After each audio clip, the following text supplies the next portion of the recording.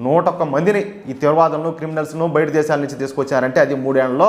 దాన్ని బట్టి మన దేశము, మన ఇంటెలిజెన్సు, మన గవర్నమెంట్ ఏ విధంగా పనిచేస్తుందో, మన దేశాన్ని కంటికి రెప్పలాగా కాపాడేదానికి ఒక కవచంలా నిలబడి ఏ విధంగా పనిచేస్తుందో దీన్ని బట్టి మనం అర్థం చేసుకోవచ్చు. ఇవేవి అర్థం చేసుకోకుండా ఈ చుట్టుపక్కల కొంతమంది ఉంటారు పొరంబోకు సన్నాసులు, కనీసం వీళ్ళకు తిండనా పెడతారో లేదో కూడా తెలియదు. వీళ్ళు మాత్రం బయటకు వచ్చి సోషల్ మీడియాకి ఎక్కి మోడీ ఏం చేస్తాడు, బీజేపీ ఏం చేస్తాను, వాళ్ళు ఏం చేస్తారు, వీళ్ళు ఏం చేస్తారని చెప్పేసి ఈ ముడాకుడుకులు ఏం చేస్తారో తెలియదు, కానీ వీళ్ళు మాత్రం అందరినీ క్వశ్చన్లు చేస్తారు. చూడండి ఒకసారి మన దేశం సత్తా ఏందో ఒకసారి చూడండి. మన ఇంటెలిజెన్సు, మన ఆర్మీ, మన వాళ్ళు ఎట్లా పనిచేస్తారో ఒకసారి వాళ్ళందరినీ గుర్తించండి, వాళ్ళ కష్టాన్ని.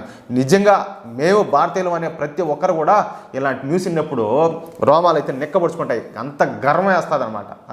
అవునా కదా? నాకైతే అలాంటి ఫీలింగ్ ఉండదు, మీకు కూడా ఇలాంటి ఫీలింగ్ ఉండదని చెప్పి నేను ఖచ్చితంగా నమ్ముతున్నాను. అది కానీ ఇక్కడ మీకు ఒక మాట గుర్తు చేయాలా, ఈ విషయంలో కేంద్ర ప్రభుత్వం కావచ్చు, భారతీయ జనతా పార్టీలో